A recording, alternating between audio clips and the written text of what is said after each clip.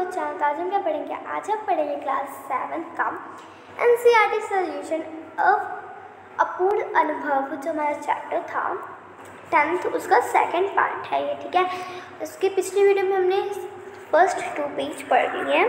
अभी हम 4 पेज तक पढ़ेंगे। ठीक है, ओके। तोता चान यासुकी चान को अपने पेड़ की ओर ले गई और उसके बाद वह तुरंत चौकीदार के छप्पर की ओर भागी। जैसा उसने रात को ही तय कर लिया था, वहाँ से वह एक सीढ़ी घसीटती हुई लाई।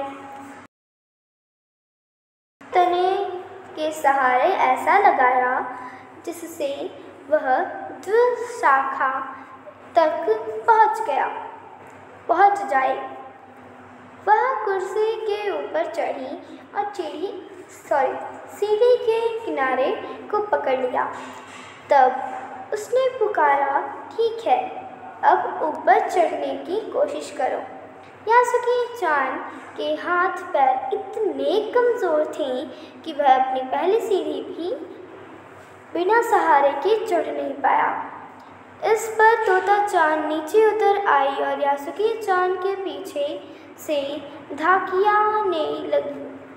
पर तोता चान को छोटा सा नाजुक सा इससे अधिक सहायता क्या करती। यासुकी चान ने अपने पैर सीढ़ी पर से हटा लिए और हताशा से सिर झुकाकर खड़ा हो गया। तोता चान को पहली बार लगा कि काम उतना आसान नहीं है जितना वह सोचे बैठी थी।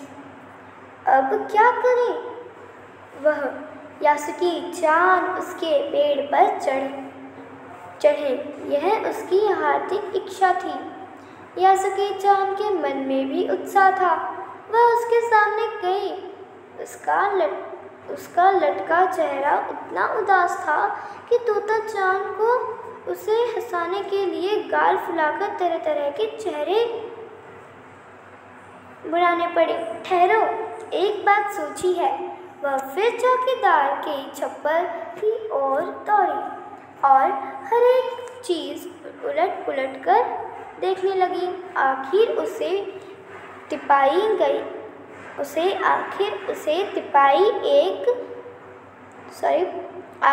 एक तिपाई सीढ़ी मिली थी, जिसे थामे रहना भी जरूरी नहीं था। वह तिपाई सीढ़ी को घसीट कर ले आई तो उसने अपनी शक्ति पर हैरान होने लगी। तिपाई की ऊपरी सीढ़ी शाखा तक पहुंच रही थी। देखो, अब डरना मत, उसने बड़ी बहन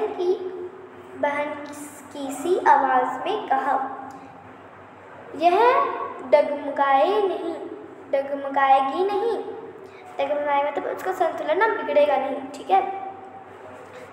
यासुकी चान ने घबराकर तिपाई सीने से तोता चान की ओर देखा। उसे भी काफी पसीना आ रहा था। उसने पेड़ की ओर देखा और तब निश्चय के साथ पाँव उठाकर पहली सीढ़ी पर रखा। उन दोनों को यह बिल्कुल भी पता न चला कि कितना समय यासुकी चान को ऊपर तक चढ़ाने में लगा। सूरज का ताप उन पर पड़ रहा था, पर दोनों का ध्यान यासुकी चान के ऊपर तक पहुंचा और रमा था। तोता चान नीचे से उसका एक पैर सीढ़ी पर धरने में मदद कर रही थी। अपने सिर से वह उसके पिछले हिस्से को भी स्थिर करती रही।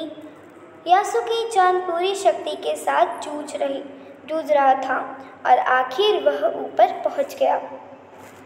हुर्रे! पर उसे अचानक सारी मेहनत बेकार लगने लगी। तोता चान तो सीढ़ी पर से छलांग लगाकर दुशाखा पर पहुंच गई, पर यासुकी चान को सीढ़ी से पेड़ पर लाने की हर कोशिश बेकार रही। यासुकी चान सीढ़ी थामे तोता चान की ओर ताकने मतलब देखने लगी। तोता चान की रुलाई छूटने को हुई। उसने चाहा था कि यासुकी चान को अपने पेड़ पर आमंत्रित कर तमाम नई चीज़ें दिखाई, पर वह रोई नहीं। मुझे डर था कि उसके रोने पर यासुकी चान भी रो पड़ेगा। उसने यासुकी चान को पोलियो से पिचकी और आखिरी उंगली वाला हाथ अपने हाथ में थाम लिया। उसके खुद के हाथ से वह बड़ा था, उंगलियां भी लंबी थीं। देर तक तोता चान उसका हाथ थामे रही, तब बोली, तुम लेट जाओ, मैं तुम्हें पेड़ पर खींचने की कोशिश करती हूँ।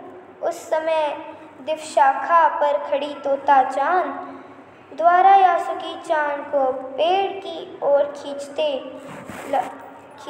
अगर कोई बड़ा देखता तो ज़रूर डर के मारे चीख उठता। उसे वही सच में जोखिम उठाते ही दिखाई देते, पर यासुकी चान को तोता चान पर पूरा भरोसा था और वह खुद भी यासुकी चान के लिए भारी खतरा उठा रही थी। अपने नन्हे हाथों से वह पूरी ताकत से यासुकी चान को खींचने लगी। बादल का एक बड़ा टुकड़ा बीच में छाया करके उन्हें कड़कती धूप से बचा रहा था। काफ़ी मेहनत के बाद दोनों आमने सामने पेड़ पर दिखवासा पर थे। पसीने से तरबतर अपने बालों को चेहरे पर से हटाते हुए तोता चान ने सम्मान से झुककर कहा, मेरे पेड़ पर तुम्हारा स्वागत है। यासुकी चान डाल के सहारे खड़ा था। कुछ झिझकता हुआ वह मुस्कुराया। तब उसने पूछा, क्या मैं अंदर आ सकता हूँ? उस दिन यासुकी चान ने दुनिया की एक नई झलक देखी, जिसे उसने पहले कभी ना देखा था। तो ऐसा होता है पेड़ पर चढ़ना, यासुकी चान ने खुश होते हुए कहा। वे बड़ी देर तक पेड़ पर बैठे इधर उधर की गप्पे लड़ाते रहे। मेरी बहन अमेरिका में है, उसने बताया है कि वहाँ एक चीज़ होती है टेलीविज़न। यासुकी चान उमंग से भरा बता रहा था।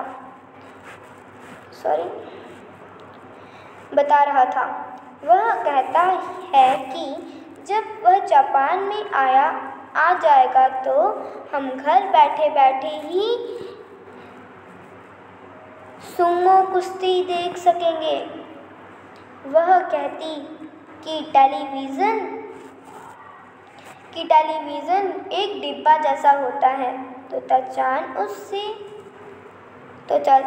उस समय यह तो ना समझ पाई कि यासुकी चान के लिए तो कहीं भी दूर तक चल नहीं सकता था। घर बैठी चीज़ों को देख लेने में क्या अर्थ होंगे। वह तो यह ही सोचती रही कि सुमो पहलवान घर में रखे किसी डिब्बे में कैसे समा जाएंगे। उनका आकार तो बड़ा होता है, पर बात उसे बड़ी लुभावनी लगी। उन दिनों टेलीविज़न के बारे में कोई नहीं जानता था। पहले पहल उस यासुकी चान ने ही तोता चान को उसके बारे में बताया। पेड़ मानो गीत गा रहे थे और दोनों बेहद खुश थे। यासुकी चान के लिए पेड़ पर चढ़ने का यह पहला और अंतिम मौका था। और जो इस अच्छी सी और बहुत अच्छी सी कहानी जो हमारे जापानी हैं कवि हैं वो लेखक हैं वो कौन है? तेत्सुको करियानागी। और इसको किसने हिंदी में ट्रांसलेट किया है? अनुवाद पूर्वा याजिक कुशवाहा। ठीक है, और यही थी आज की हमारा 10th चैप्टर। कैसी लगी वीडियो कमेंट सेक्शन में ज़रूर बताएगा। अगर अच्छी लगी तो लाइक अपना शेयर ज़रूर कीजिएगा। ठीक है, thank you for watching this video. Bye guys.